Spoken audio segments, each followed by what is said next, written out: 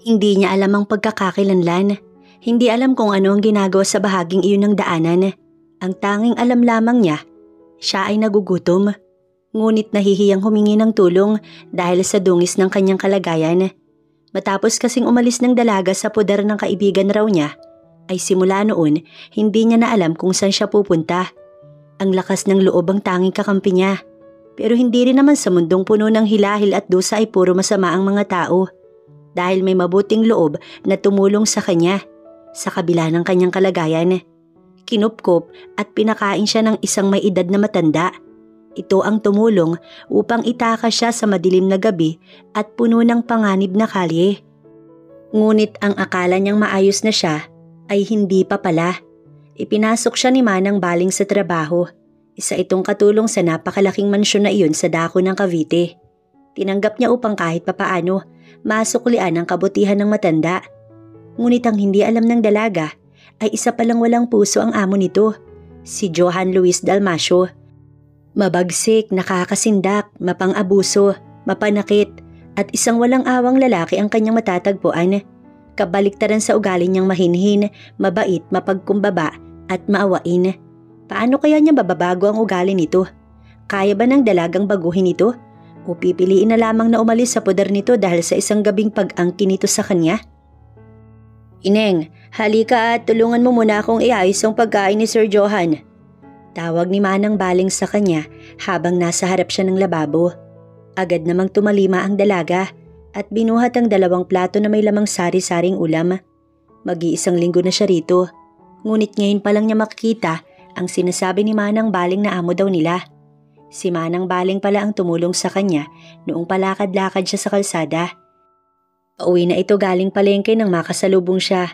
Naglalakad lang kasi noon si Manang dahil malapit lang naman ang tindahan sa mansyong pinagtatrabahuhan nito. Napakabuti pa rin ng tadhana, hindi siya hinayaang mapahamak. Kahit hindi niya kilala kung sino siya, kahit papaano, may awa pa rin sa kanya ang langit. Pinaliguan at binihisan siya ng matanda. At dahil wala daw itong kasama sa trabaho, kaya iminungkahi ng matanda na kung pwedeng kumuha pa ng isa pang kasambahay upang ito ay may makasama.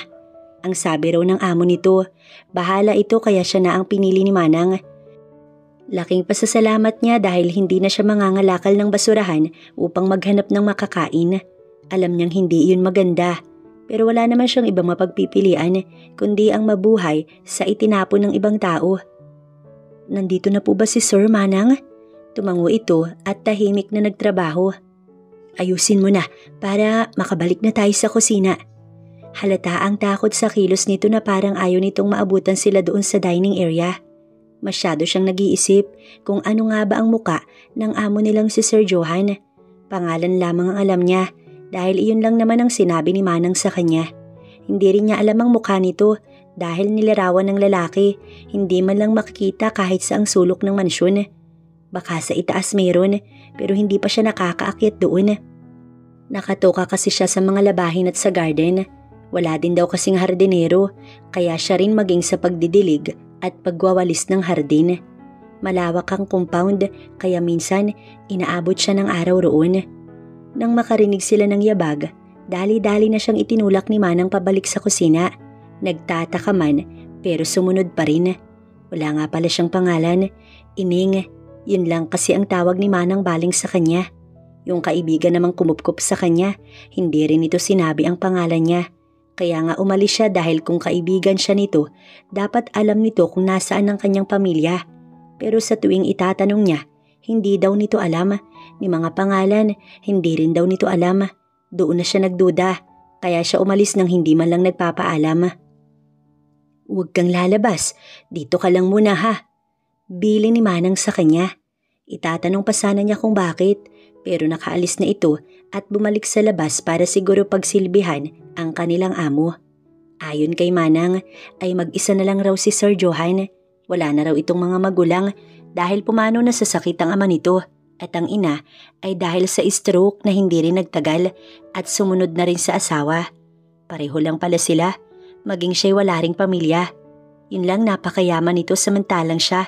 Isang pulubi na pag-gala-gala at hindi alam kung ano ang pagkakakilanlan. Opo sir, gusto niyo po bang makita sir? Napasilip siya nang marinig ang tinig ni Manang baling mula sa dining area. Nakita niya ang isang lalaki na nakaupo sa center table. Yun lamang ay hindi niya makita ang muka dahil nakatalikod ito sa kanya habang umiinom ito ng kape. Hindi sumagot ang lalaki. No need. Baritonong tinig nito na nagpatigil sa pag-iisip niya. Ang gwapo kasi ng dating ng boses nito. Halatang matangkad dahil kahit ito'y nakaupo, halatang mataas na. Mukhang mas mataas pa sa kanya. Hula niya nasa 5'8" o nasa 5'9" ang taas niya. Just tell her, palitan lahat ng cover sa lahat ng silid. Opo sir, syempre po. Matapos nitong kumain ay agad na itong tumayo. Naroon pa rin siya nakasilip. Kinuha nito ang coat na nakapatong sa katabing upuan at humakbang na paalis. Huwag nang magluto para sa akin, sa labas ako kakain. Bigla itong lumingon, dahilan para magkahulihan sila ng tingin. Siya ang unang nagbawi ng tingin at biglang napatago sa likod ng pader nang makita ang napakagwapo nitong boss. Animoy hindi makapaniwala sa kanyang nakita. Hindi siya makapaniwala na ganoon kagwapo ang boss niya. Pero bakit parang hindi naman yata marunong umiti ang taong yun? Parang pinagsakluban ng langit at lupa sa sobrang dugtong ng mga kilay. Animoy hindi alam ang ibang reaksyon kundi galit lang. Parang nabasted o iniwan ng nobya sa klase ng mukha nito. Pero kahit na, ang gwapo-gwapo pala talaga ng amo nila ni Manang. Ineng, huwag kang aakyat sa itaas kung narito si Sir. Umiwas ka rin hanggat maaari upang hindi ka mapahamak ha? Doon siya nagtaka. Bakit humanang? Basta, umiwas ka hanggat maaari. Dahil sa tinagal-tagal ko rito, alam ko na kung anong klaseng tao yung amo natin. Sa dami ng naging kasambahay na dumaan sa amo natin na yan, ni isa'y walang tumagal. Maliban sa akin na matanda na sa pagiging kasambahay dito. Pero ang gwapo ni Sir Manang no? Agad siya nitong itinulak sa lababo. Tigilan mo yan. Diyan ka magkakasala. Sige na, maghugas ka na. Pati na rin yung mga mata mo, hugasan mo na rin dahil kung ano-ano ang nakikita. Natawa na lang siya habang nagsasalita ang matanda. Ang sabi ni Manang ay 71 na ito pero hindi halata na may edad na dahil malakas pa ito at straight pa ang likod. Yun lang ay marami na itong uban. Kahit papaano, naging maayos naman siya sa mansyon. Hindi rin pahirapan ng trabaho dahil nag-iisa lamang ang amo. Kadalasan ay hindi ito umuwi. Ang sabi ni Manang ay isa itong busy man. Marami ring mga negosyong inaasikaso. Ayos naman na rin yun upang walang magbabantay sa mga kilos nila. Kadalasan, sa garden lang siya lalo na pag magdadapit hapon. Sa gazebo siya namamalagi upang pagmasdan ang paglubog ng araw sa kanluran. Minsan ay gusto lang din niyang lumanghap ng sariwang hangin kaya doon siya nagpapalipas ng oras. Pero bago pa man siya tumungo doon, tinatapos niya muna ang lahat ng gawain. Kahit wala ang amo nila, kailangang maging honest pa rin sa trabaho. Ineng, tara at kumain na tayo. Napukaw siya sa pag-iisip at napatayo sa kinahihigaan niya. Opo Manang, susunod na po ako. Aniya, gabi na pala, parang ngayon lang lumubog ang araw tapos gabi na ulit. Ang bilis naman ng mga araw, parang naghahabulan sa bilis. Pero kahit mabilis, ang mga alaala niya ay nananatiling palaisipan pa rin dahil hanggang ngayon ay wala man nang bumabalik ni Kapiranggot sa mga alaala niyang lumisan. Dahil sa isang pamamaril ay sinugod sa ospital ang anak ng mayaman at kilalang negosyanteng si Mr. Darion Silva at asawa nitong si Ares Silva. Ayon sa ulat ay maayos na rin ito. Ngunit ang masamang balita ay napag-alaman na hindi ito ang anak ng mag-asawa. Sa ngayon ay hinihingi pa ng aming team ang opinyon ng mag-asawa ukol rito. Tahimik naman ang dalawa pang mga anak ng mag-asawa hinggil sa usapin. Bakit niyo po pinatay? Reklamo niya habang tutok na tutok sa TV ang mga mata. Puro na problema sa bansa, sa buong mundo at sa sarili-sarili nitong buhay. Tapos dagdag pa ang problema ng iba. Mas mabuti sigurong wag na tayong manood ng mga balita. Dagdag lang yan sa isipin. Pero Manang, yung babaeng nasa screen kanina, yun yung babaeng sinasabi ko na kaibigan ko raw. Napatigil ito sa pagsubo. Totoo ba yan? Namimilog na ang mga matang tanong nito. Tumango siya. Oho, pero hindi rin pala ito anak ng mag-asawang Silva. Ang sabi pa naman niya ay yayaman na siya. Sayang at mukhang makukulong pa. Ayan, kaya tama lang ang ginawa mong pag-alis. Di nadamay ka pa kung sakali man. Oo nga, mukhang may punto nga talaga si Manang, pero hindi lang maalis sa isip niya ang apelyidong Silva. Parang pamilyar ito pero hindi talaga niya malaman kung saan niya iyon narinig. Ang Darion at Aris, hindi niya maalala. Ineng, ayos ka lang ba? Agad siyang inabutan ng tubig ni Manang dahil sa pagniwi niya. Dahan-dahan kasing sumasakit ang kanyang ulo. Huwag ka munang nag-iisip ng kung ano-ano. Babalik ng kusa ang memorya mo kaya hintayin mo na lamang. Napabuntong hininga siya matapos ilapag ang babasaging baso sa mesa. Pero paano kung hindi na bumalik ang alaala ko? Naiibulong niya sa isipan. Ilang linggo na rin, simula nang kunin siya ni Manang baling nakatuwang sa mansyon ng amo nilang si Johan. Maayos naman ang trabaho dahil kadalasan ay walang amo, kaya hindi siya napipressure na gawin ng mabilisan ng lahat. Sa tuwing matatapos siya sa gawain, tatambay na siya sa gazebo para magbasa. Iyon ang kinahiligan niya simula nang mapunta siya rito. Ang mga libro na yun ay mula sa library raw ng amo nila na ipinupuslit lang ni Manang baling para siya ay may mabasa. Hindi naman siguro mapapansin ng amo nila dahil sabi ni Manang napakarami roong aklat. Ang ganda ng ending, Manang. Akala ko namatay yung bidang babae, hindi pala. Nagka-amnesia lang tapos sa huli nakita pa rin ng asawa. Nakakaluha yung yakapin nito si Aldea at tinawag na wife. Pagpasok sa kusina, todo yakap siya sa aklat na nabasa. Aldea? Ang gandang pangalan. Pwede sigurong iyon muna ang pangalan mo habang wala ka pang naaalala. Natigilan siya roon. Pwede ba yun? Oo naman, hindi mo naman aangkinin. Tutal magkapareho lang kayo nagka-amnesia. Ngumiti siya at hinila ang upuang kahoy na nasa ilalim ng lamesa, tsaka siya naupo ron. Oo nga po, ako kaya Manang. Ano kaya ako bago ako nagka-amnesia? May asawa rin kaya ako? Nilingon siya ng matanda na nagsalang ng pressure cooker sa kalan. Hindi natin alam, baka isa kang bilyonarya o hindi kaya anak ka ng kilalang tao. Kumunot ang kanyang noo. Bakit? Pwede iyon, Aldea. Dahil sa ganda mo, kinis ng balat at pagsasalita mo. Siguro nga pero hindi siya pwedeng umasa sa mga sinasabi ni Manang. Sana lang talaga bumalik na ang kanyang alaala. Sige na, tayo na riyan at tulungan mo kong magbalat ng mga gulay. Dito raw kakain si Sir Johan at ang girlfriend niya. Napalingon siyang bigla sa may edad na babae. May girlfriend na po pala si Sir? Ramdam niya ang pagkirot ng dibdib. Hindi niya alam kung bakit siya nasasaktan dahil sa nalaman. Gayong amo lang niya ito. Baka umasa siyang single ito. Siguro nga ay ganun. Pinawi niya ang nararamdaman dahil ang mga kagaya niya walang karapatang magkagusto sa amo nila, lalo na at pinulot lang siya ni Manang sa kalye. Oo, ang totoo. Ikakasal na sila ni Ma'am Olivia. Nasa Spain ang GF ni Sir. Mukhang kauuwi lamang. Isa kasi iyong model roon. Ang totoo, si Sir lang ang tumulong doon para sumikat dahil isa sa mga negosyo ni Sir ay modeling agency. At iyong si Ma'am Olivia, hinasa ng kumpanya nito. Napahugot siya ng malalim na buntong hininga. Bakit parang ayaw tanggapin ng sistema niya ang mga naririnig? Ayos ka lang ba, Aldea? Tumango siya at sinimulan ng magbalat ng patatas. Hindi na siya nagsalita o sumagot man lang sa kausap. Baka kasi marami pa itong masabi at masaktan pa siya. Pero nitong mga nakaraan, naaabutan ko si Sir na laging lasing kung uuwi. Ni hindi na kayang makahakbang sa hagdan kung walang tulong ni Edgar na security guard natin. At narinig ko rin minsan na nagwawala si Sir sa loob ng library. Kapag naglilinis ako doon, maraming nagkalat na mga basag na baso at bote.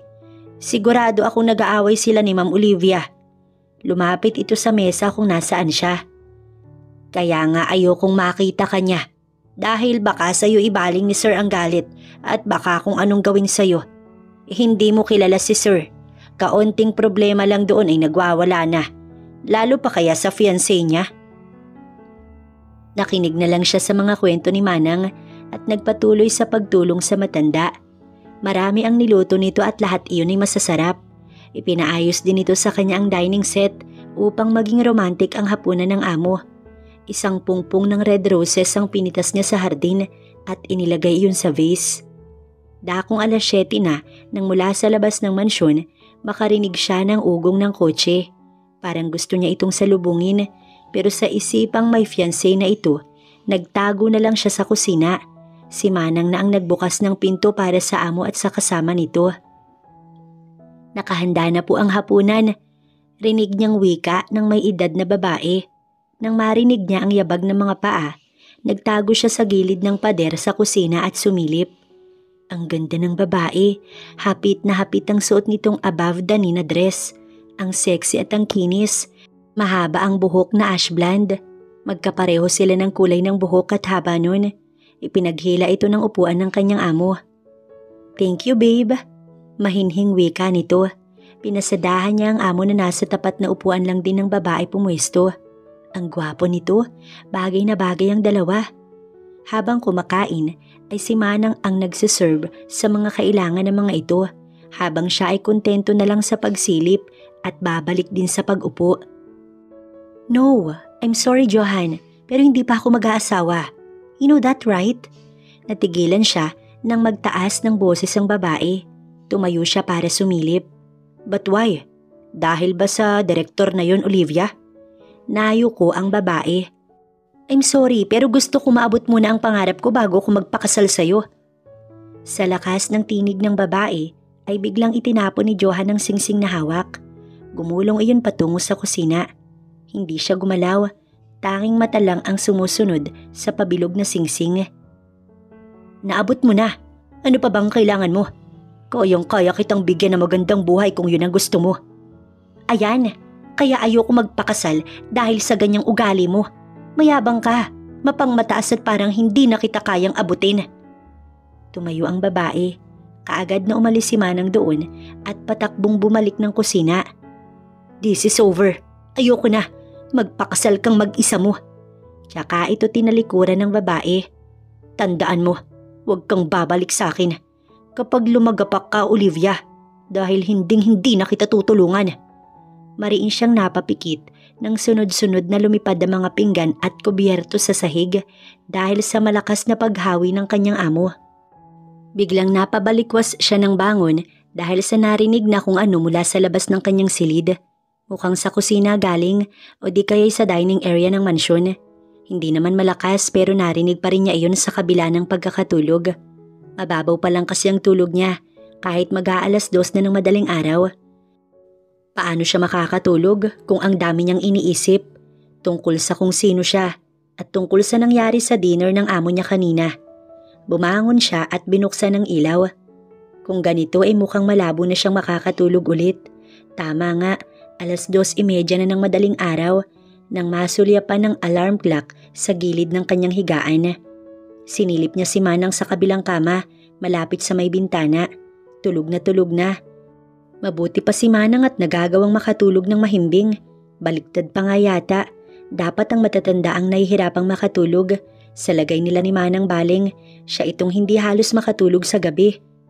Tumayo siya at lumabas ng kwarto.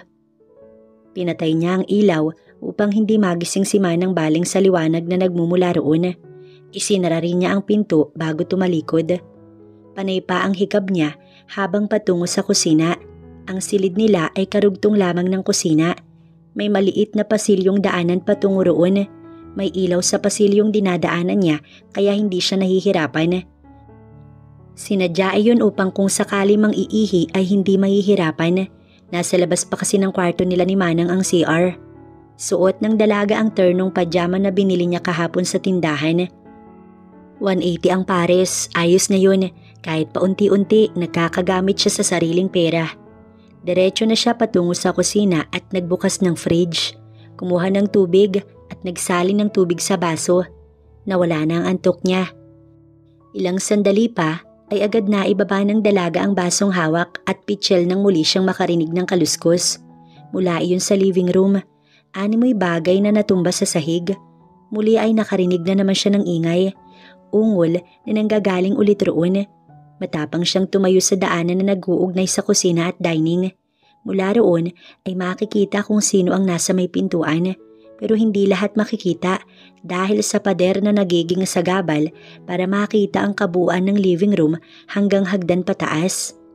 Kinailangan pang lumapit ng dalaga upang masiguro kung ano ang nangyayari sa sala. "Sir?" Pero nang makilala kung sino ang nasa sahig at naglulupasay, ay agad na siyang tumalima at nag-aalalang ito ay tinulungan patayo. Lasing na lasing ang amo niya na kahit ang pagtayo, hindi na nito kaya. "Sir, kumapit po kayo sa akin." Hindi man lang ito gumalaw, ni hindi ito naimik. Parang nakatulog na ata ito sa sahig. "Sir, malamig po rito, tara na ho sa kwarto ninyo." Anya tsaka ito hinawakan ng dalaga sa kaliwang kilikili at likuran upang maitayo. Napapangiwi pa sa sobrang kabigatan, pero nairaos naman niya dahil itinukod ng amo niya ang tuhod tsaka niya ito hinila patayo. "Kaunti na lang po, sir."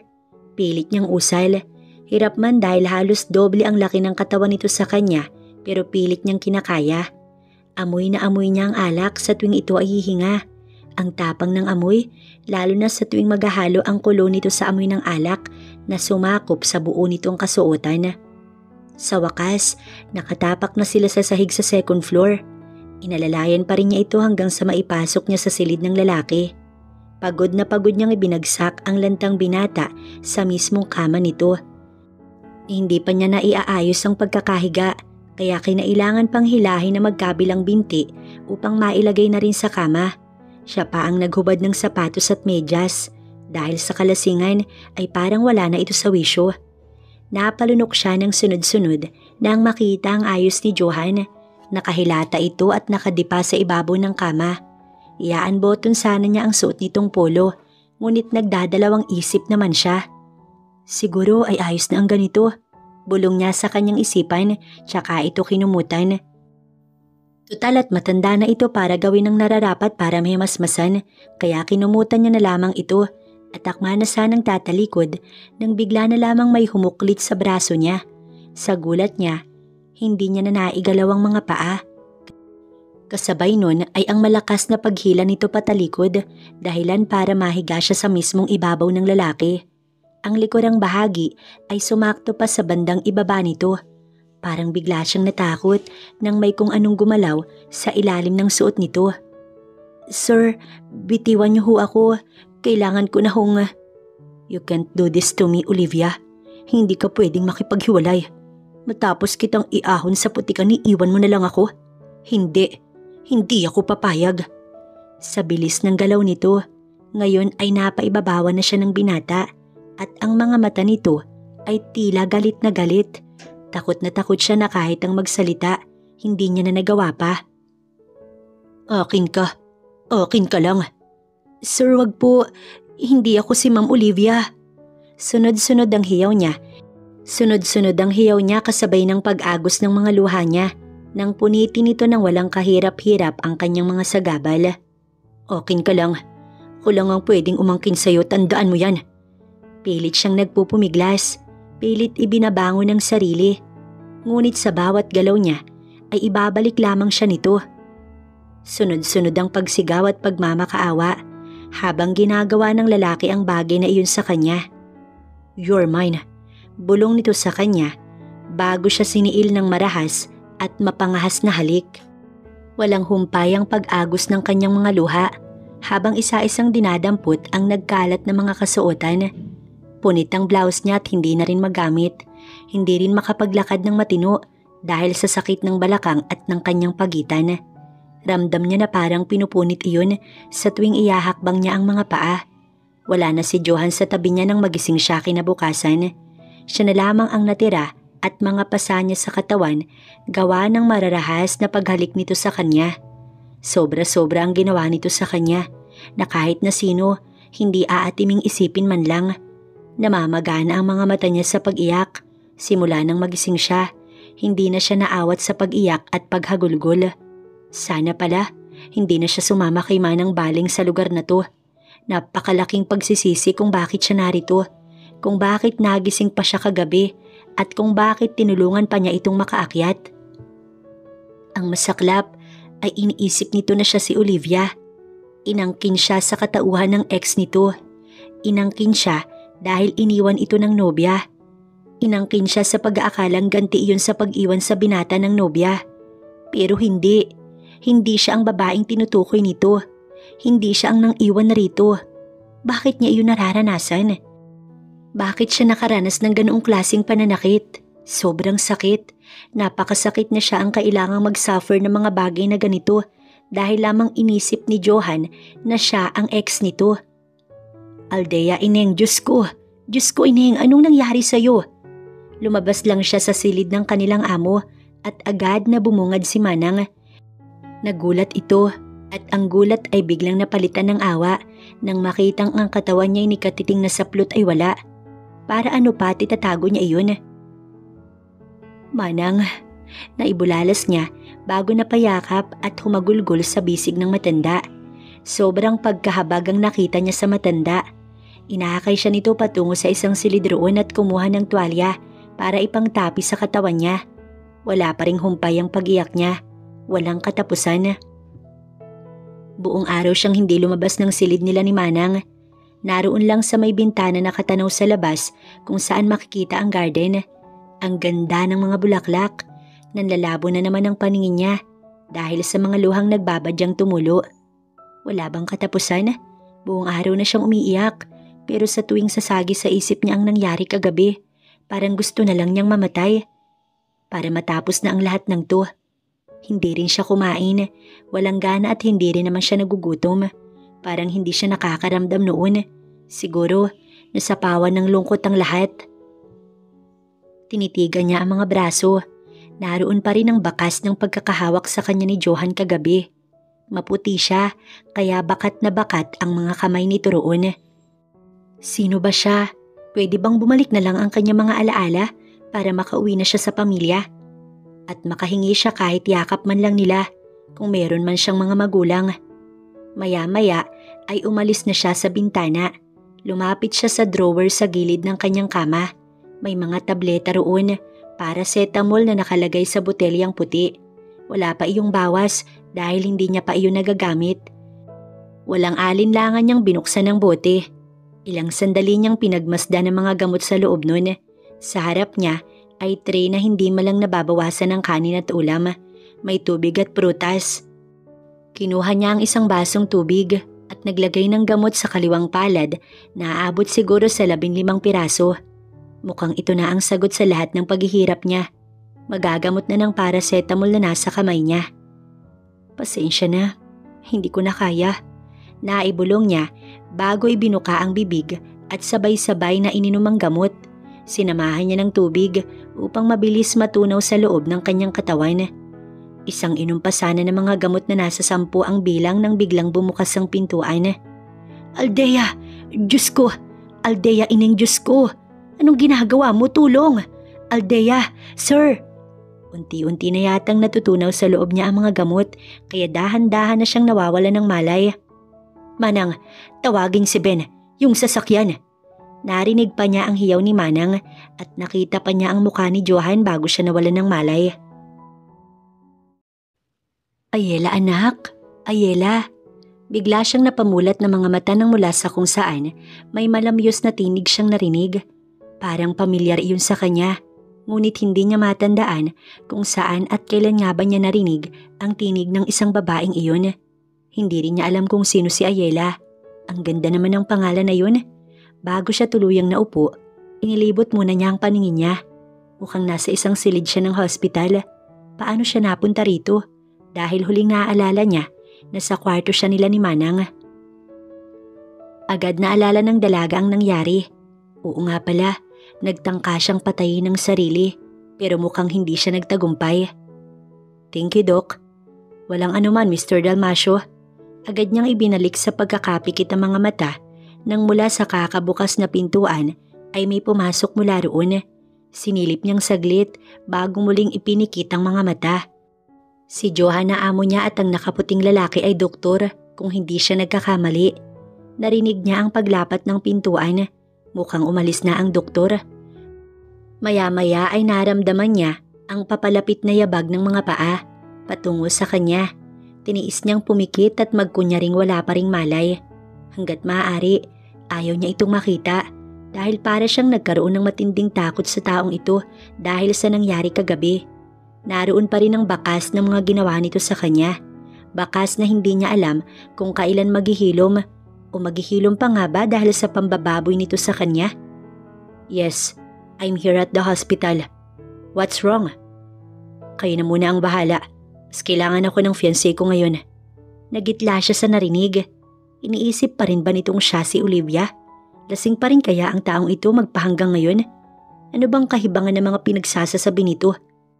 Nakagamit ba ito ng bawal na gamot kaya kahit ang mukha ng fiancé nito hindi man lang alam? Maya-maya ay natahimik na ang paligid at bigla na lang sumilay ang takot sa puso niya nang maramdaman ng balat nito sa braso niya paakyat sa mukha niya. I'm sorry. I was drunk that night. Hindi ko napigilan. I'm sorry, Aldea. Siya bang tinutukoy nito? Dahil tinawag siya nitong Aldea. Yun ang tawag sa kanya ni Manang. Bigla siyang nagmulat ng mga mata dahil hindi niya nakaya pa ang paghaplos na ginagawa nito. Nagsalubong ang kanilang mga mata at siya ang unang nagbawi nang makitang gising na siya. Aldea, umalis ka. Huwag mo akong lalapitan. Hindi kita kailangan. Umalis ka. Sunod-sunod na sigaw niya habang patuloy sa pag-atras hanggang sa makababa siya ng kama at maisiksik sa corner ng paderang sarili. Hindi kita kailangan. Hindi. Umalis ka na. Umalis ka na, maawa ka. Hiyaw niya na may kasamang hagulgul at pagkatakot. Napaupo siya ng akma itong lalapit, tsaka niya niyakap ang mga tuhod at nagtago roon. Please, umalis ka na. Ang mga luha niya ay tila hindi na uubos. Sa bawat salitang binibitiwan ay tila patalim na tumatarak sa buong kaluluwa niya. Ang sakit ay muli na namang nagbalik. Ayaw niya nang maramdaman sana itong muli. Pero nabuhay siya. Bakit pa siya nito dinala sa hospital? Gayong kulang na lang ay patayin siya nito sa kalapastangang ginawa nito sa kanya. Oo nga, mas mabuting pinatay na lamang siya nito. Mas mabuting pinatay na lamang siya kaysa ang patuloy na maranasan at maramdaman ng sakit na idinulot nito sa kanya.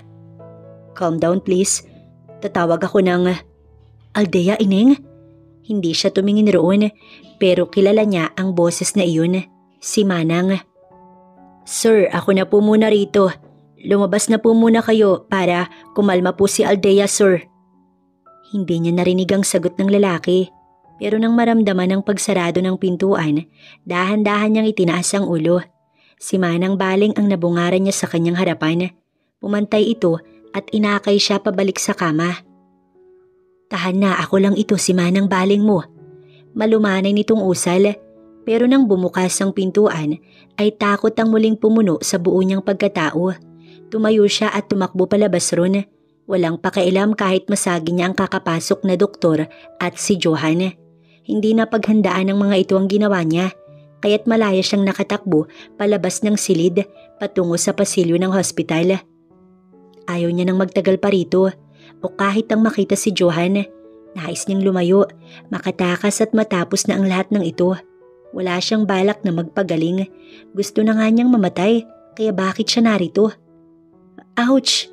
Natigilan siya at napalingon sa harapan. May buntis na babae siyang nabangga. Sorry po, pasensya na ho. Kita niya ang pagkagulat sa mga mata ng babae. Napakaganda nito at malaki na rin ang sinapupunan. Ngunit muli siyang tumakbo nang makitang palapit na si Manang. Ayela! Narinig pang tawag ng magandang babaeng buntis. Ngunit hindi niya kilala kung sino yun. Ayela! Napalingon siyang bigla sa lakas ng boses na tumawag. Hindi niya kilala si Ayela. Ngunit napalingon siya matapos tumigil sa pagtakbo. Nasa gilid siya ng highway, hawak ang sumasakit na ulo. Nangihina siya dahil hindi pa magaling. Ngunit pinili niyang lumayo. Malayong malayo kay Johan dahil sa takot na bumabalot sa puso niya, nakagagawa na rin ito mismo. Wait, please, princess. Nang marinig ng dalaga ang huling sinabi ng lalaki, ay biglang bumagsak ang kanyang mga luha. Hindi niya alam kung bakit siya naluluha. Patuloy iyong dumadaloy pababa sa kanyang pisngi. Ayela, God, ikaw nga! Sa pagkakatulala, hindi na siya nakaiwas sa mahigpit na yakap ng lalaki. Nakita rin niya ang papalapit na babaeng nabangga niya kanina. Marahan ang bawat lakad at nakaalalay ang isang braso sa sinapupunan nito. Nang makahuma ay agad niyang itinulak ang lalaki. Magkamukha sila. Oo, ang pagngiti, ang dimple nito na meron din siya. Ang gwapo nito sa suot na suit, halatang mayaman sa klase ng tindig at kilos. Hindi mo ba ako kilala? Kapatid mo ko. Arkin, remember? Nakangiti ito kahit may bahid ng luha ang mga mata. I am your brother Ayala. 3 tayo. Kuya Armes, me and you. Sabay turo nito sa kanya. Pinipilit niyang inaalala ang lahat hanggang sa magsimulang kumirot ang kanyang ulo. Para iyong bubukas sa tindi ng pagsakit. Nagawa pa niyang hawakan ng magkabilang kamay ang ulo. Nagbabaka sakali na baka sa paraang iyon, maibsan ng sakit. Ngunit tila mas tumindi pa nga ang kirot na nararamdaman niya. Sunod-sunod ang pagsigaw niya. Sweetheart, ibalik mo siya sa loob, bilis. Narinig niyang sabi ng babaeng kasama. Wag mo kong. Pero sa tindi ng pagkirot, hindi niya na nakayanan at napaupo siya sa sementadong kalsada. Aldea, Diyos ko, sir, ibalik ho natin. Napalingon ng lalaking kausap niya at ang babaeng kasama nito nang nagsalita si Manang. Naroon si Johan at takma pa sana itong lalapit nang harangan ito ng lalaki. Anong ginawa mo sa kapatid kong hayop ka? Sa lakas at tindi ng sigaw nito, biglang naalarma ang ibang tao sa paligid. Tumabi ka. Kailangan kong maibalik sa loob si Aldea. Hindi Aldea ang pangalan niya, Mr. Dalmasio. Ayala Silva.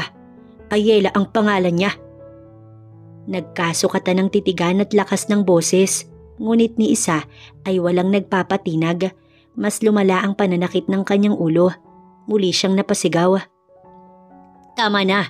Buhatin mo na siya, Arkin. Maawa ka sa kapatid mo. Naging garalgal ang tinig ng babaeng sumigaw. Tila maiiyak na ito. Nagsabay pa ang dalawa kung sino ang bubuhat.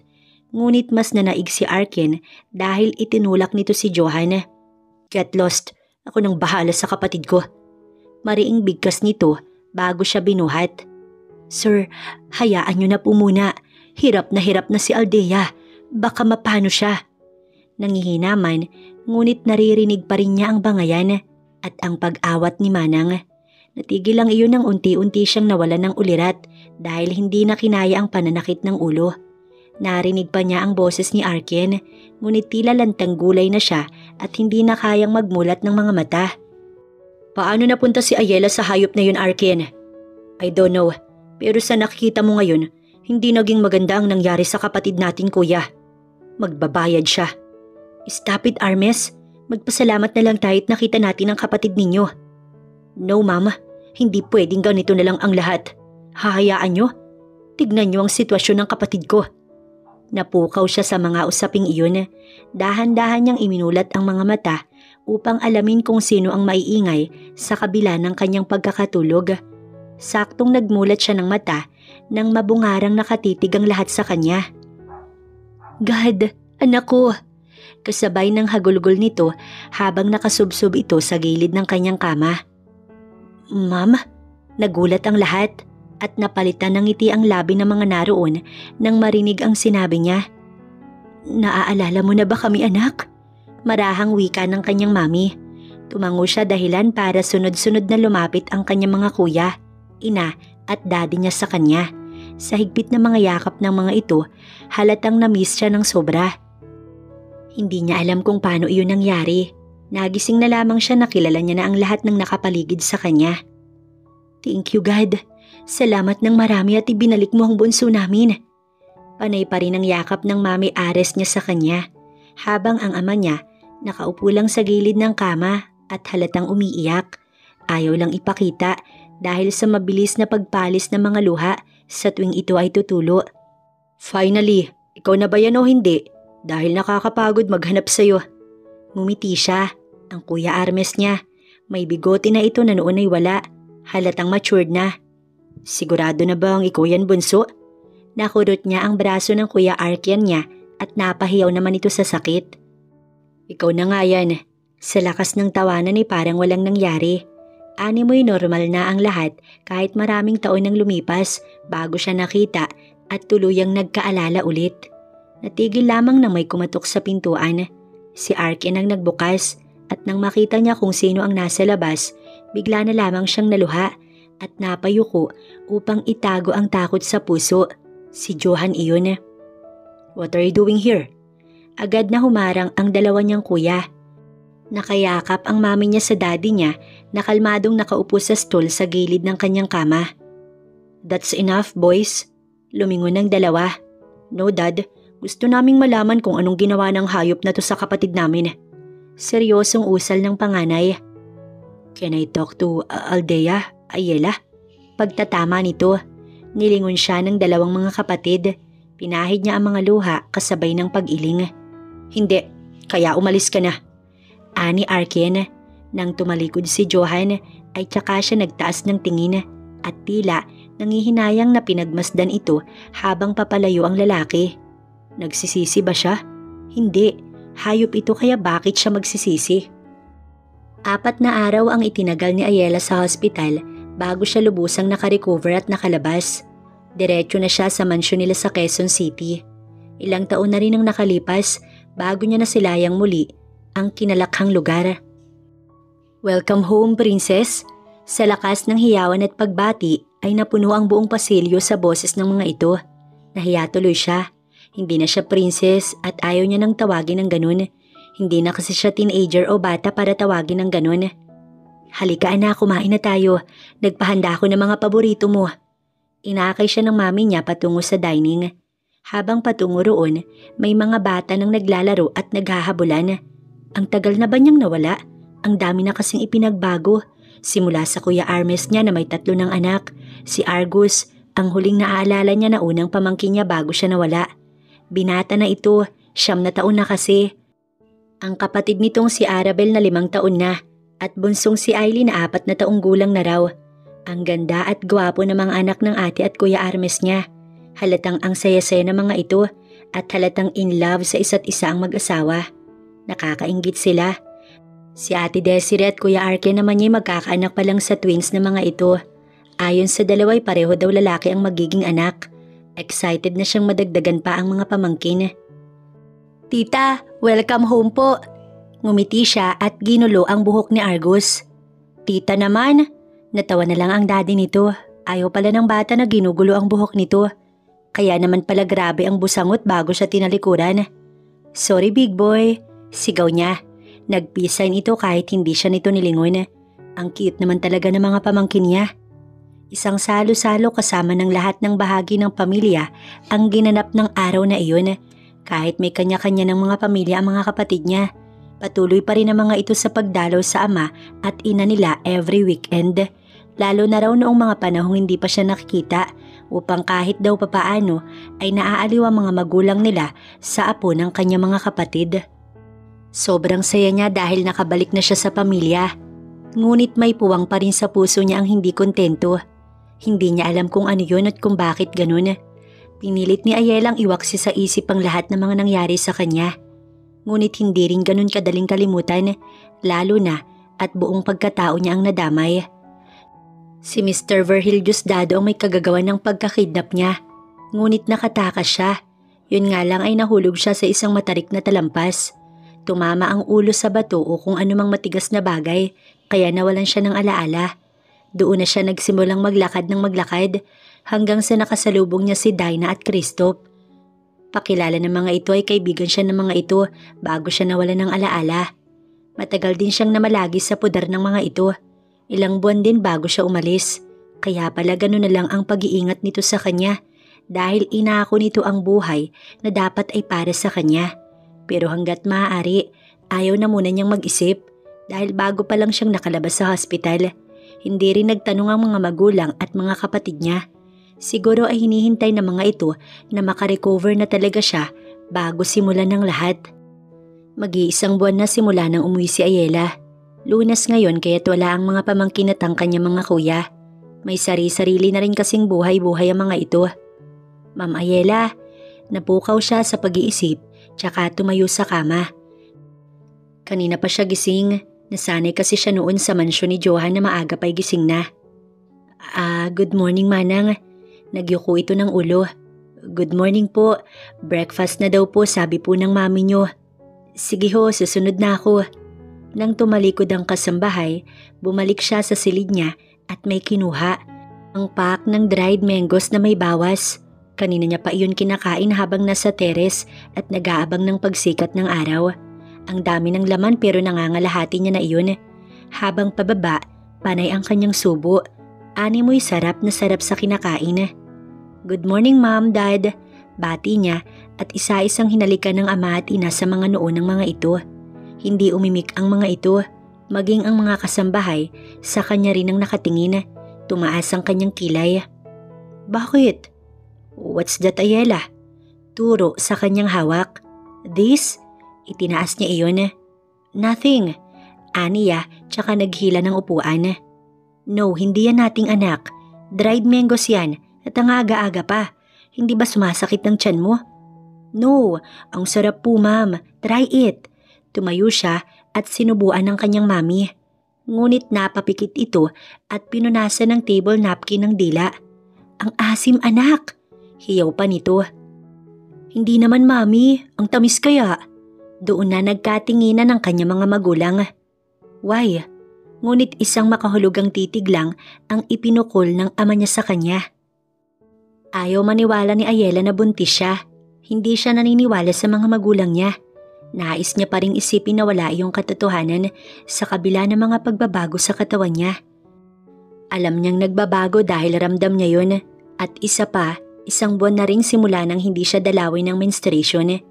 Yun agad ang nagpapatunay na mukhang buntis nga siya. Pero kahit na hindi pwede, ayaw niya kaya nga kahit alam niya na ay ayaw niyang maniwala. Kahit magpiti na utos ng ina niya ay hindi niya ginawa dahil ayaw niyang mabunyag ang katotohanan. Pinahid niya ang mga luha at pilit na pinasigla ang katawan. Patungo siya sa hospital ngayong umaga dahil tumawag ang Kuya Arkian niya na manganganak na si Ate Desiree. Wala pa man din ang kuya niya dahil kalilipad lang nito patungong Singapore. Kanina raw na madaling araw dahil sa isang negosyo. Nagagalit nga iyon dahil naniwala pa raw ito sa asawa. Di sana raw ngayon kasama na ito ni Ate Desiree sa hospital. Mukhang babalik na nga rin ayon din sa sinabi nito kanina. Pero habang wala pa ang kuya niya, siya na muna roon at ang kanyang mami. Nauna ang mami niya kanina at sumunod na lang siya dahil sa iilang gamit na pinadala nito sa kanya. "Pakidala na lang humanong," anya sa driver. "Opo, Ma'am." Narinig pa iyon bago siya tumalikod, dala ang iilan pa sa kanyang mga gamit. Yung isang plastic bag lang na magaan ang kanyang binuhat. Pagpasok ng hospital, lumapit muna siya sa information desk bago dumiretso. Hindi niya kasi alam kung saan banda ang birthing facility rito. "Diyan lang po sa unang elevator, Ma'am. Sa second floor po kayo lumabas. Kaliwa po nun, yun po ang birthing." Wika ng nurse na napagtanungan niya. Hahakbang na sana siya para sumunod sa sinabi ng nurse na babae nang bigla siyang napagilid ng mabilis dahil sa sigaw ng nurse habang rumaragasa ang stretcher sa pasilyo. "Tabi! Tabi!" Sunod-sunod na lumapit ang dalawang doktor at agad nilapatan ng paunang lunas ang lalaki. Hindi niya makita dahil malayo sa kinatatayuan niya. Pero ang kabog ng dibdib niya ay dagsana. Hindi niya naman maintindihan kung bakit iyon nangyayari. Habang pinagmamasdan niya ang doktor na pilit nire-revive ang pasyente. Mukhang naaksidente. "Idiretso niyo dali!" Wika ng isa sa mga manggagamot.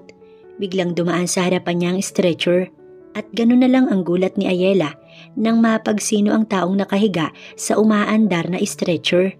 Napatakip siya ng bibig at sunod-sunod na tumulo ang kanyang mga luha nang makita si Johan. Punong-puno ng dugo ang katawan at tila wala ng buhay. Bigla siyang napasandig sa pader dahil ramdam ni Ayela ang panghihina. Anong nangyari? Bakit iyon nangyari? Na-aksidente kaya ito? Mga tanong na nais niyang may sumagot. Ngunit sino ang pagtatanungan niya kung ni isa ay wala itong kasama? Agad niyang tinawagan ng mami niya. Sinabing maliliit lang siya ng kaunti. Dahilan ay traffic kahit narito na siya sa hospital. Awang-awa siya sa binata. Hindi niya alam kung bakit, pero parang gusto ng katawan niyang alamin ang nangyari at ito ay kamustahin. Uugalit siya, pero hindi siya masama para pabayaan ng taong minsan nang tumulong sa kanya. Kahit na sinaktan siya nito. Tama rin, yun nga lang hindi bato ang puso niya.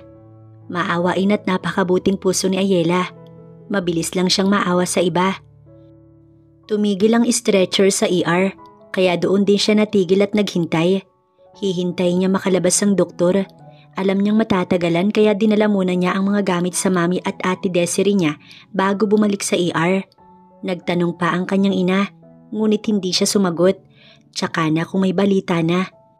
Nasa delivery room pa rin naman ang asawa ng kuya niya kaya ayos lang, hahabol na lang siya mamaya. Nakapikit na siya at siguro ilang minuto na rin nakatulog nang gisingin siya ng doktor. Yes, Doc. Walang alinlangan niyang sagot kahit hindi niya narinig ng maayos ang tanong nito.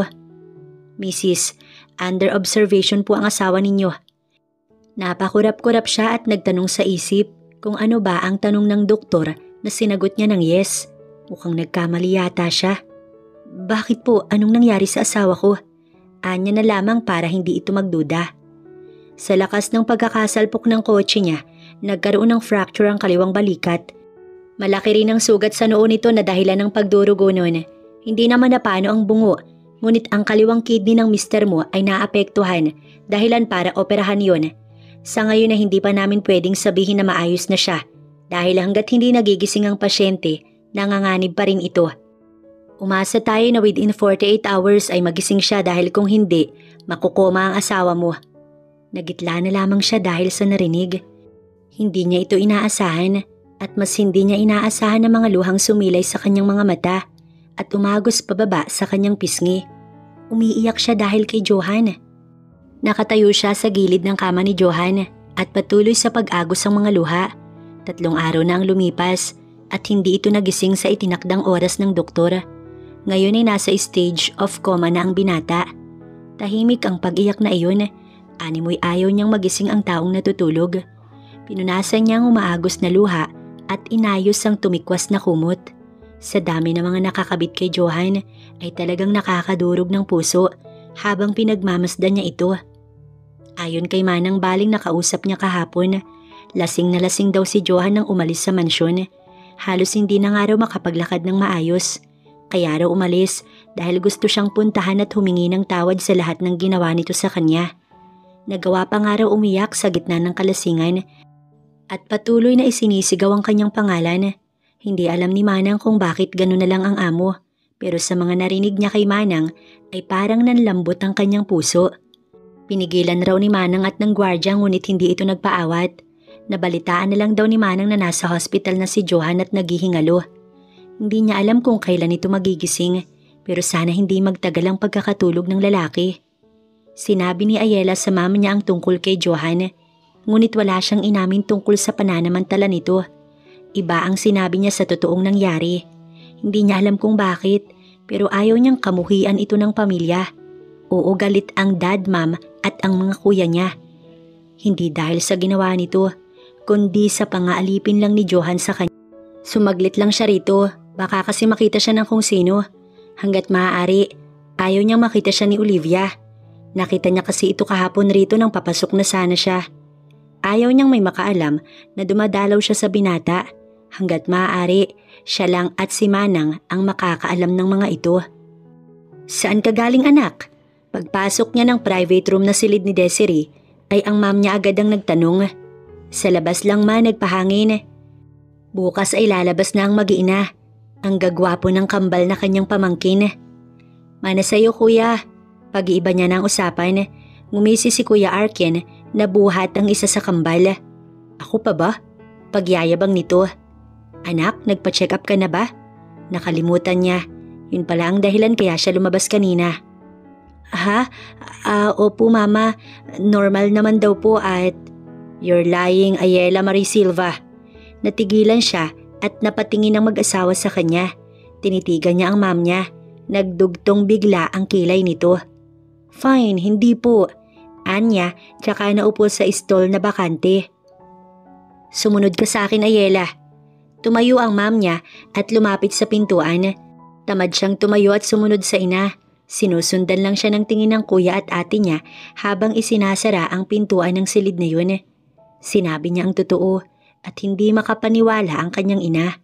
Nagulat ito syempre. Sino ba ang hindi? Gayong wala naman siyang boyfriend o naging karelasyon. Hinulaan ng mami niya. At oo, tama ito sa hula.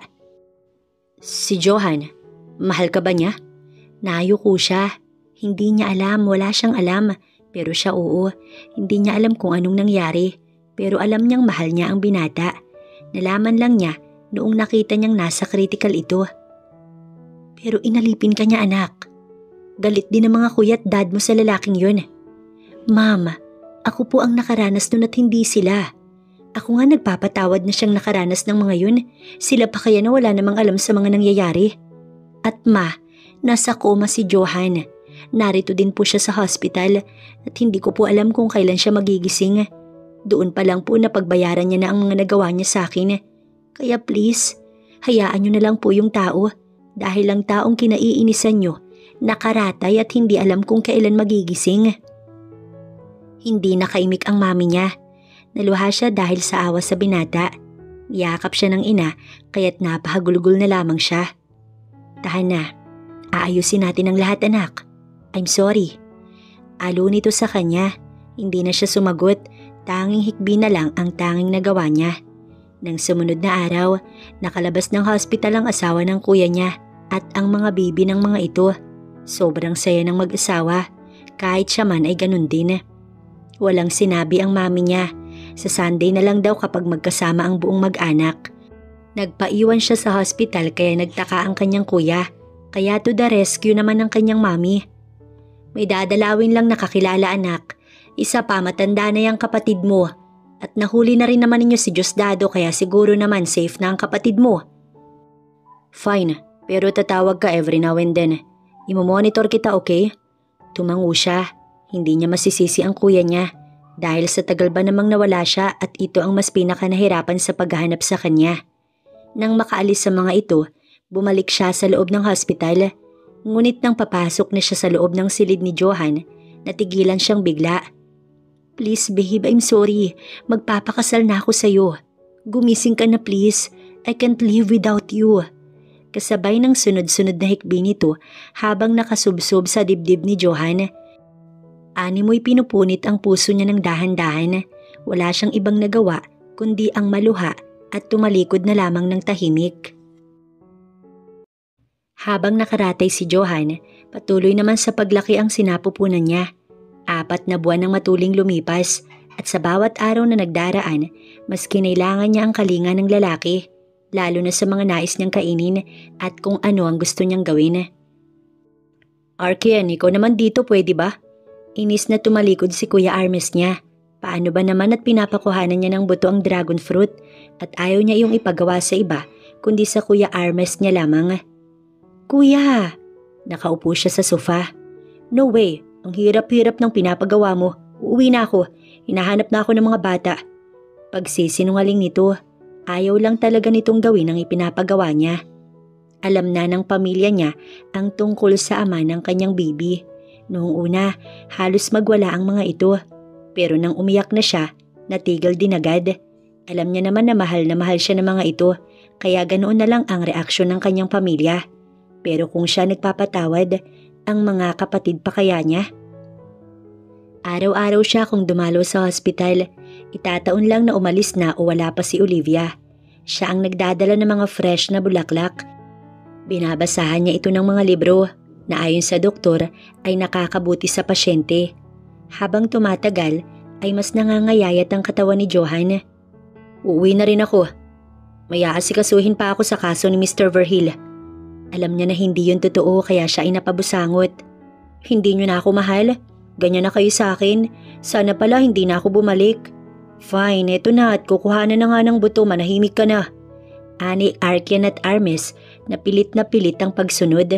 Napangiti siya bago muling bumalik sa pagbabasa habang nakaupo sa sofa.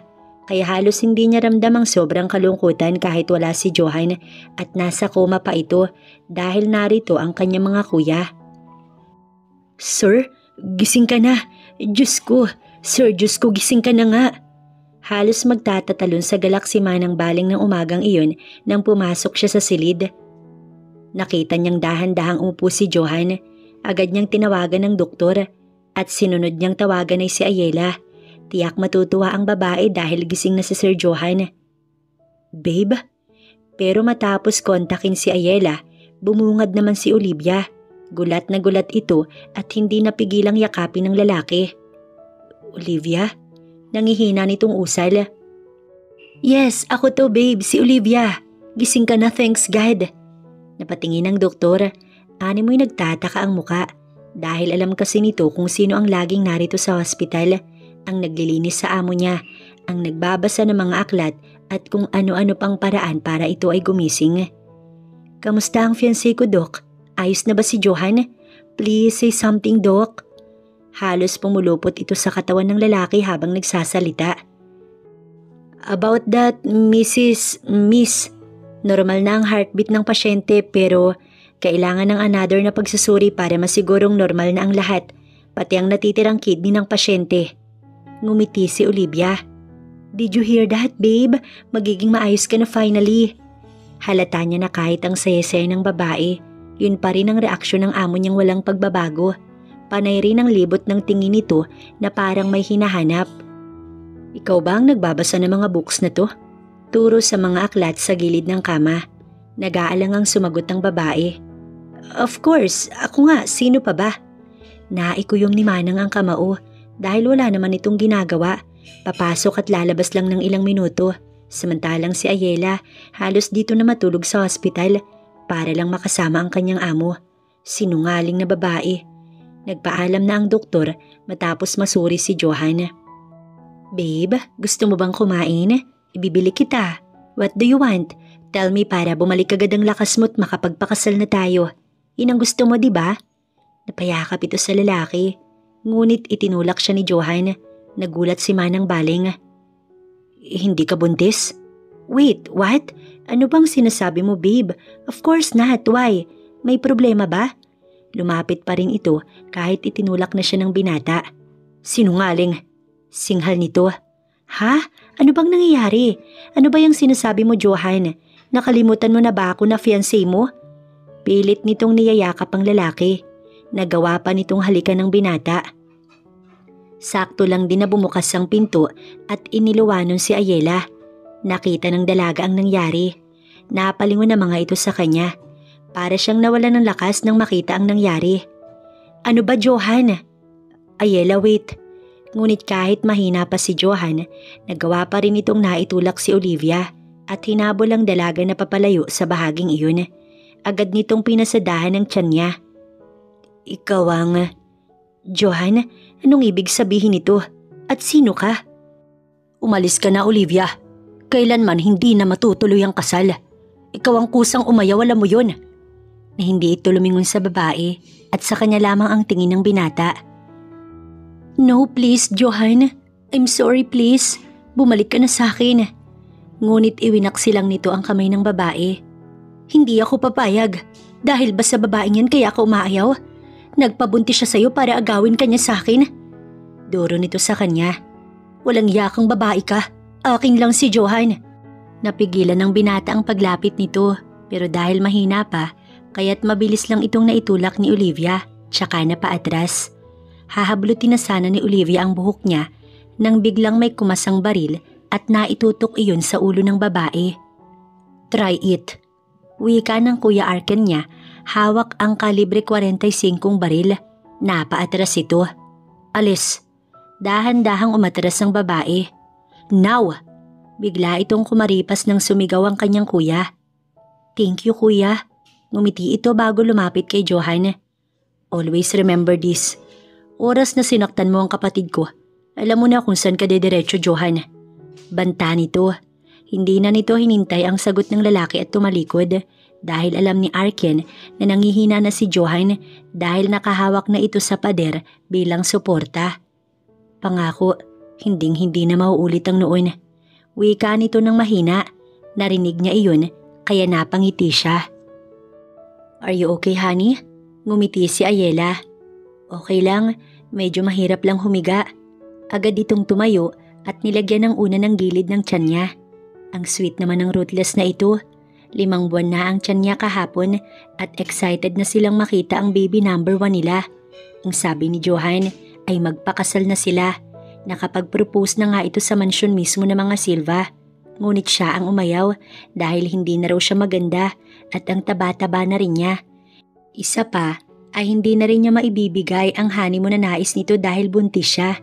Kahit anong paunawa ng mga magulang niya, mga kuya at lahat ng nakakakilala sa kanya, ay buo na ang kanyang desisyon na tsaka na ang kasal kapag nakapanganak na siya. Isasabay sana ang wedding nilang triplets pero dahil ayaw niya, kaya walang magagawa ang mga kuya niya kundi hintayin na makapagsilang siya in 4 months. Walang magagawa ang mga ito dahil siya ang bunso at siya ang masusunod. That night, alam ni Johan kung sino ang ginalaw niya. Kilala niya. Lasing lang siya at hindi siya nagka-amnesia. Gusto lang ng binata na patunayan ang pakiramdam na nagpapagulo sa kanya sa tuwing nakikita niya ang babae. Ang mali lang niya, pinilit niya ang lahat. Hindi naman niya sinaktan, sadyang nadala lang siya. Nagsisi siya ngunit umaga na. At dahil wala na siyang mukhang maiyaharap dahil sa dami nitong pasa, umalis siya bago pa magising ang dalaga. Pero nang magtangkang magpakamatay si Ayela, doon niya napagtanto ang kamaliang ginawa niya. Ginawa niya ang lahat para makausap itong muli matapos makalabas ng hospital. Ngunit ang dalawang mga kuya nito ang humaharang. Nilasing niya ang sarili para magkaroon ng lakas ng loob bago puntahan si Ayela. Ngunit naaksidente naman siya. Akala niya ay katapusan na niya. Ngunit mukhang binigyan pa siya ng isa pang pagkakataon para ayusin ang lahat-lahat sa pagitan niya at ni Ayela. Lalo na nang humingi ng tawad sa pamilya ng magiging asawa niya. Anong iniisip mo? Napukaw si Johan sa mahabang pagmumuni-muni nang yakapin ni Ayela ang likuran nito. Iniisip ko, siguro kung hindi kita inangkin ng sapilitan, hindi tayo magkakababy agad no? Aray, isang sapok sa noo ang natamo nito. Sira, kamuntik ka nang nilapan nila kuya. Siguro kung hindi ka na koma, namatay ka na. Natawa siya. Oo, mukhang mas mabuting nakoma kaysa naman ang mamatay sa kamay ng mga kuya ng mahal niya. Sa ngayon ay hihintay na lamang muna nang mailabas ang baby bago sila maikasal. At tungkol kay Olivia, nahuli ito ng mga pulis dahil sa ipinagbabawal na gamot. Gumagamit pala ito at noong panahong lumapit itong muli habang nasa hospital siya, naubos na pala ang lahat ng ipinundar nito dahil sa bisyo. Kaya pala gusto nitong magpakasal sa kanya dahil unti-unti na itong namumulubi. Kung sana naging mabuti lang ito gaya ng una, baka may posibilidad pang matulungan niya ito. Mabuti na ring tumanggi ito dahil hindi rin naman pala talaga si Olivia ang para sa kanya, kundi si Ayela. Kakain na, tawag ni Ate Linley sa mga bata.